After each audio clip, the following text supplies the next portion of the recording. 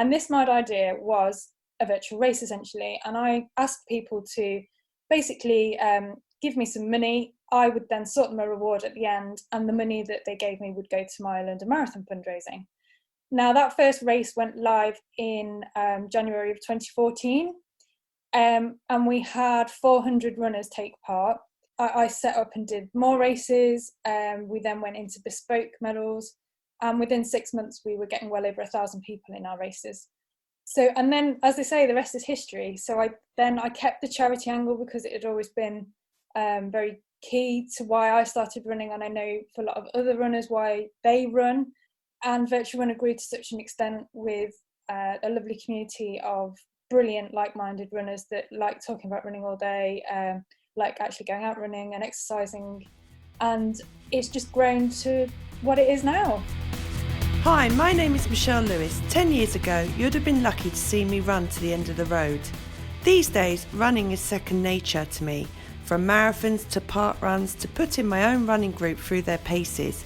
You'll often see me in suitably loud attire, getting ready to pound the pavements. And here's a secret, if I can do it, you can too. There's so many wonderful and inspiring stories in the world of running. And not just running, some of my favourite tales involve those who take to their wheelchairs, bikes or simply their own trusty feet in an attempt to get fitter, faster or just have some fun. In this podcast, I'm going to be in conversation with some of the most inspiring and fascinating of these people. Remember, it's your time, your speed, your way. The only person you need to keep up with is yourself.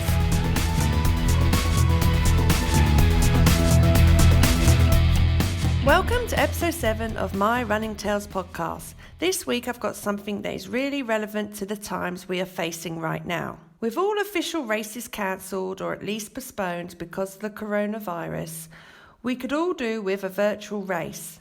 That's what today's guest, Susan Wheatcroft, offers people. She runs Virtual Runner, an incredible project which not only offers people the chance to earn medals for running around the block, but makes thousands of pounds for charity. I hope you enjoyed my chat with Susan as much as I did and get signed up for your Virtual Runner to earn that lockdown bling. Thank you, Susan, for joining us on this week's podcast. And I wanted to share your story because you have been a huge part of my running journey, especially in the beginning. And I feel now as well, it wouldn't surprise me if you're very busy because you actually, well, I'll let you say, what do you do? Yeah, so we organise virtual races. So if you've never heard of a virtual race, it's a race that you can go and do in your own time. So you can do it from your front doorstep, you can do it on a treadmill. So right now it's ideal because you can do it within government restrictions. You could do, like I've seen, well, I've done it myself, but others that are daft enough just like me, that you can go and run 5k around your garden. You can do 10k in your living room if you wish.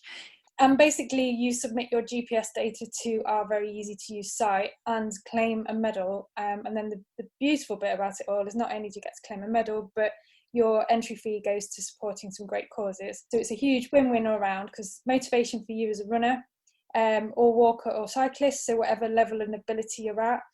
Then you get your rewards, there's the nice carrot bit, and then you get a real fluffy glow, nice warm glowing feeling because you've raised money alongside loads of other people for amazing charities. So how did it start? Now, I know it must have been the early 20-teens because I started mid-teens and I think you were still brand new then. It was quite a personal story for me. I worked in the media at the time, and I was quite a senior director in the business, and I worked alongside the editors. And the editor that I worked with very sadly died. And one of the things he'd said to me was about raising money for charity, and this charity was Maggie's Cancer Care. And he basically said, very flippantly, because he was a funny man, he'd said, everybody donates money to the person that does their first ever half marathon.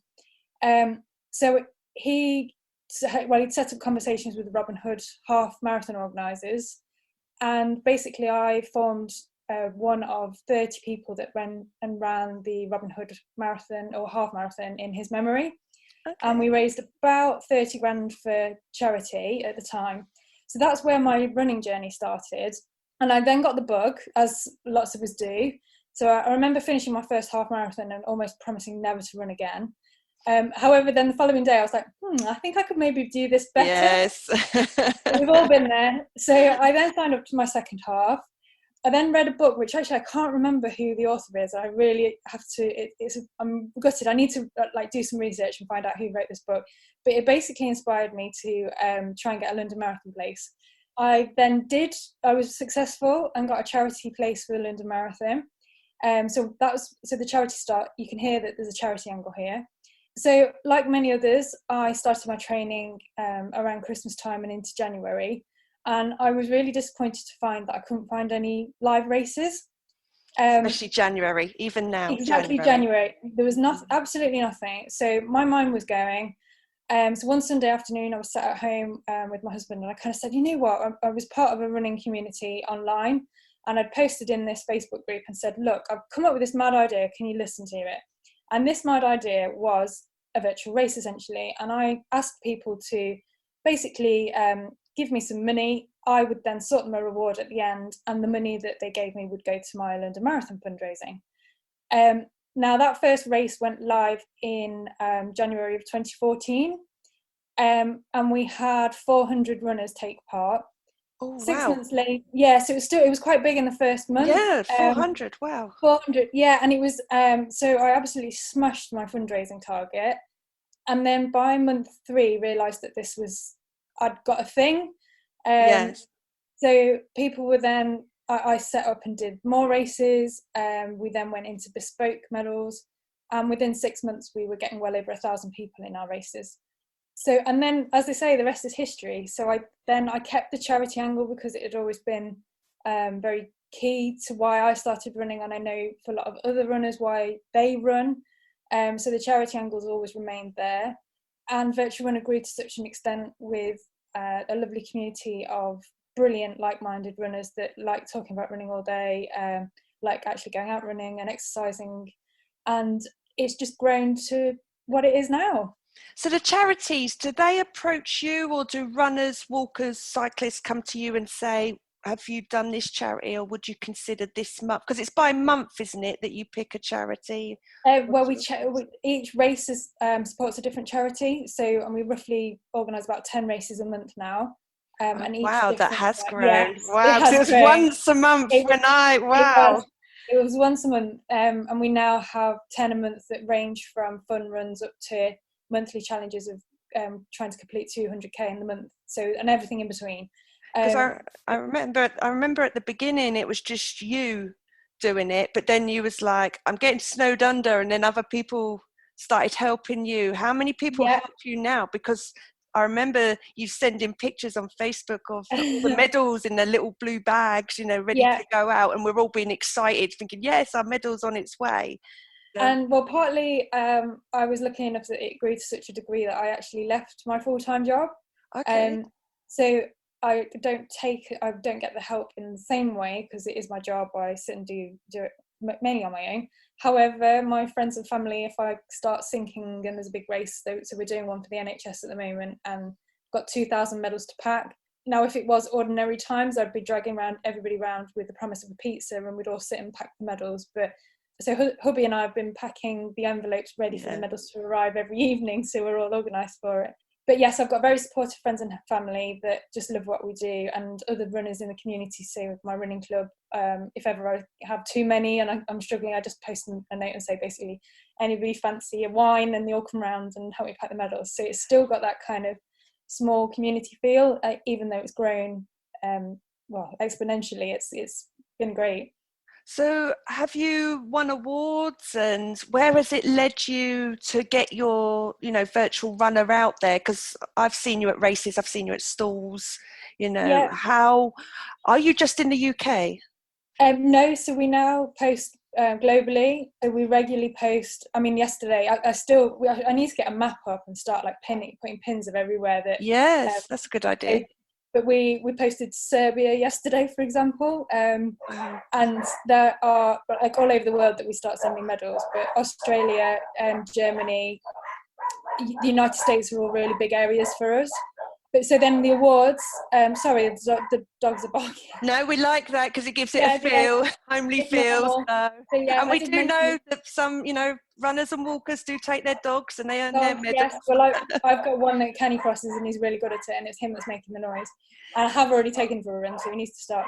But yes, so awards, we have won quite a few big awards. We've won some national and won some global ones now. So we've won the running awards. We won that 3 or 4 years in a row. We won something for our website and the concept in the UK Digital Awards, and that was a big kudos for us.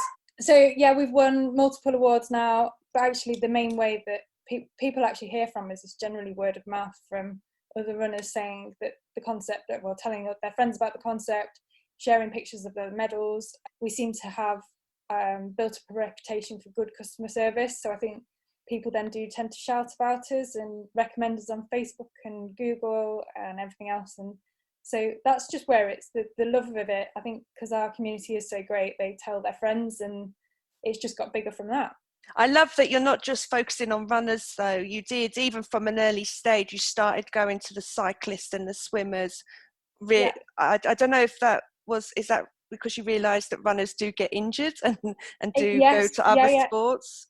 Yeah, partly that, but also I've also always been a little bit conscious of encouraging people to maybe only run, because I think as runners we do like our running, and it is very easy to get carried away with running solely. I made the mistake of training for a marathon and not doing anything else.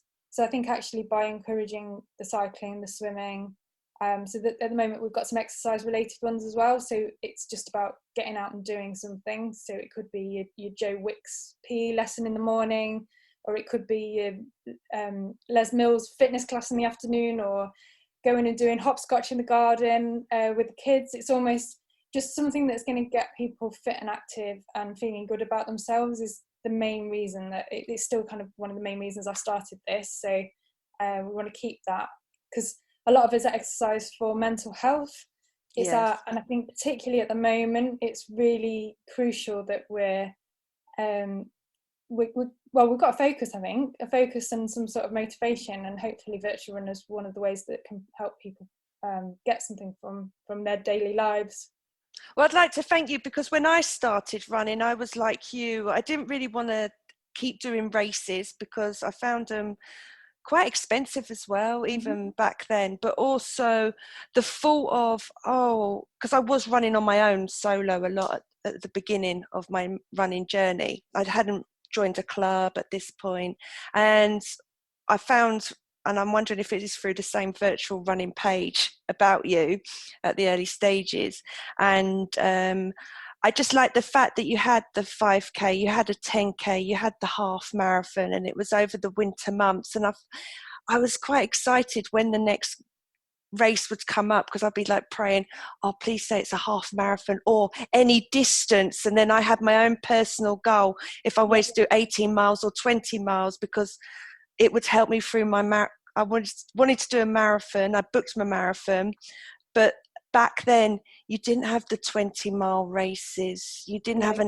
like the 18 milers, and I felt virtual was a big help for me back then on those distances. It's celebrating the milestones, isn't it? So for somebody that it's maybe getting faster on the 5K, or for somebody else it might be doing their first ever 5K or progressing to 10K, and like yourself progressing into the marathon.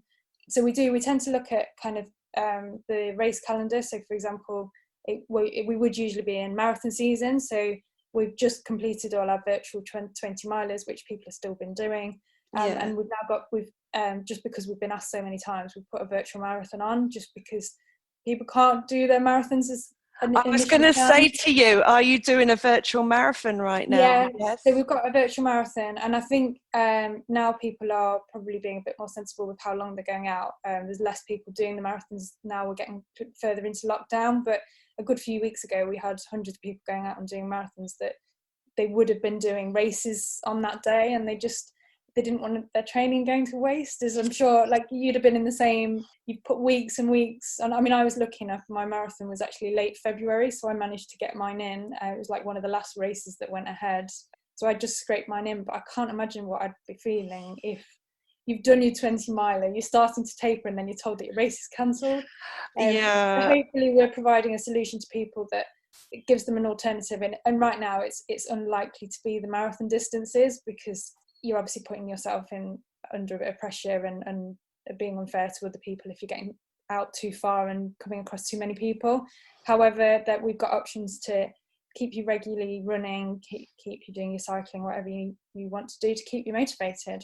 Oh, well, thanks for sharing about Virtual Runner, but I want to know a bit more about Susan. So I get the impression that you're a late runner like myself. Yes. You are. So you wasn't a runner at school. What No.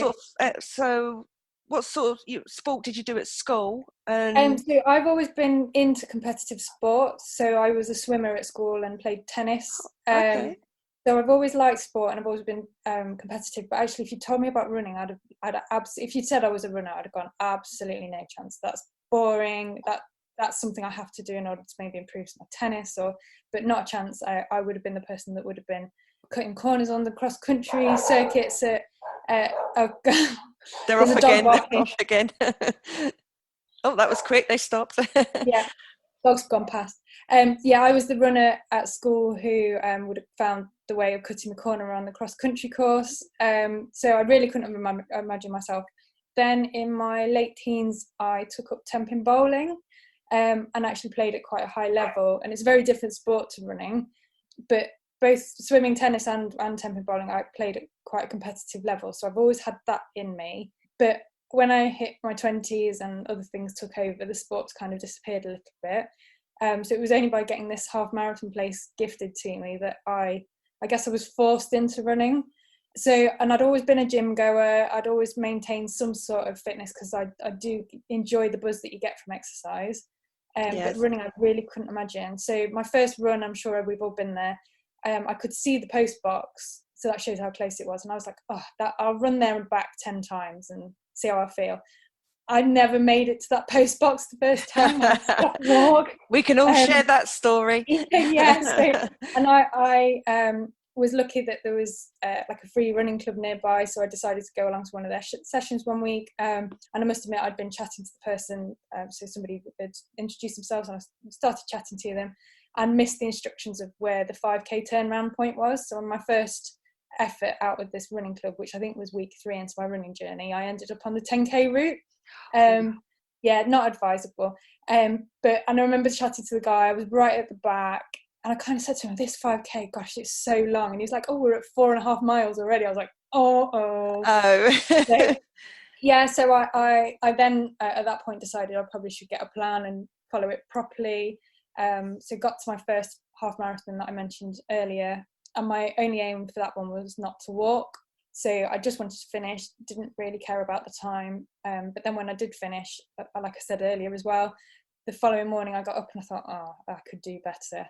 So now personally I would hate to think how many half marathons, but at least 40 organised races, multiple marathons as well.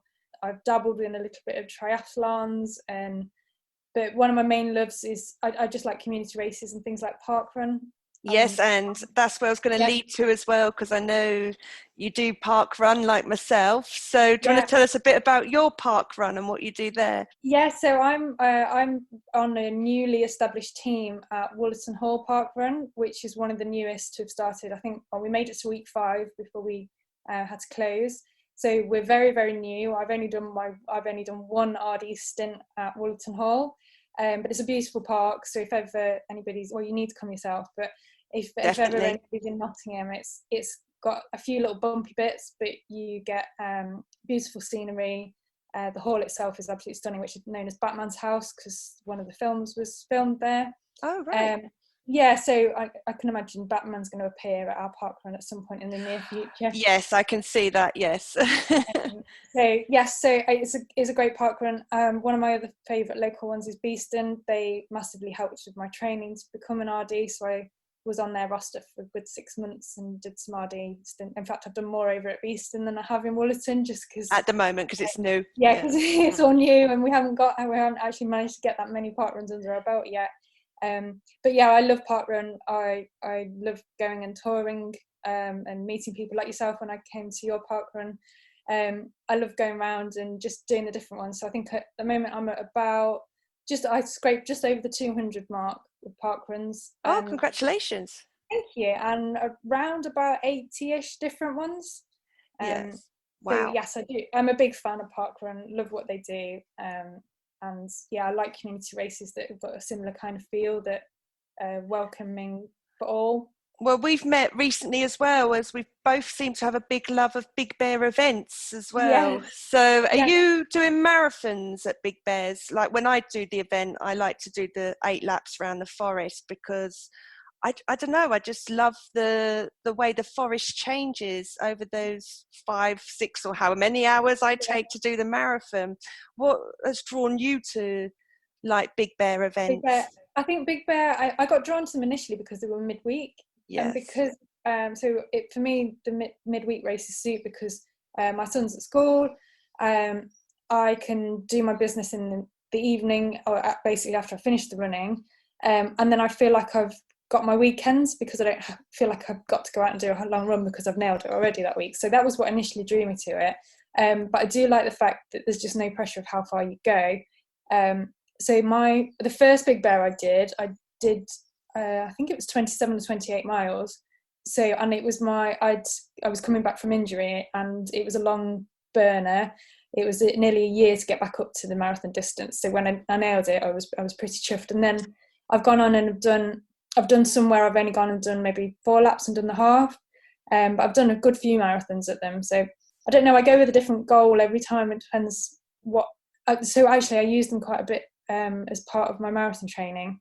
Okay. One of them I did do a marathon as part of the marathon training, which I know is not genuinely the most sensible thing, but we've all been there. That's what I did last year. yeah. So I think we've all been there. We kind of charge around, and actually one of them, it became my marathon PB, and I could, just because I think my friend and I, we were aiming to do 20 miles because that's what we needed for the plan. But then when we realised we were actually on for quite a good time, we were like, right, come on then, we might as well nail another couple of laps. I think it's the relaxed atmosphere as well, yes. The scenery, the people, and the fact that you get a choice of a beer or a cider at the end helps a lot. Paul that organises is great. He listens to the runners, and you can tell that he actually cares about our experience. And so no, it's good. I highly recommend them. They're one of my favourite events. Do you think you'll start organising an actual race with Virtual Runner? We have done. We're into year 3. So I actually went back to the roots of Virtual Runner and why we set it up, and organised a race in January when nobody else has got one. So we've won awards for our race series. So we started off with a 5k, and then we've grown it to a 2k, 5k, and a 10k that you can do. You don't have to. Basically, they're at different times. So for the brave out there, they can go and do the 17k. And it's usually the first week of January, so it's great timing for those that are just going to start marathon training, because it's essentially a 10-mile run split across 3 races. You get your 3 medals, and everybody goes away happy. Well, a lot of us have had our marathons postponed, and we've got new dates of September and October, which hopefully, this lockdown will not go on for too much longer, so we can all get back out and get the miles back in our legs. Have you got any virtual races to extend the distances so those that want to use them to motivate can? Yeah, absolutely. So we've kept the distances for the summer. I think you alluded to it earlier, but we always have a challenge that's an any distance event. So essentially it will then fit to whatever ability the person is, whatever they're training for, but also maybe the ones that are just starting out in running. So yes, we've got something for everybody. And I'm always up for feedback as well. So if there's something that's missing and we get people asking, then we'll always accommodate as much as we can. For anyone that's thinking about just starting running, and there are many out there who will think, I can never do it. No, I don't want to be seen now. I can't run to the pillar box or the end of the road, to the gate, whatever.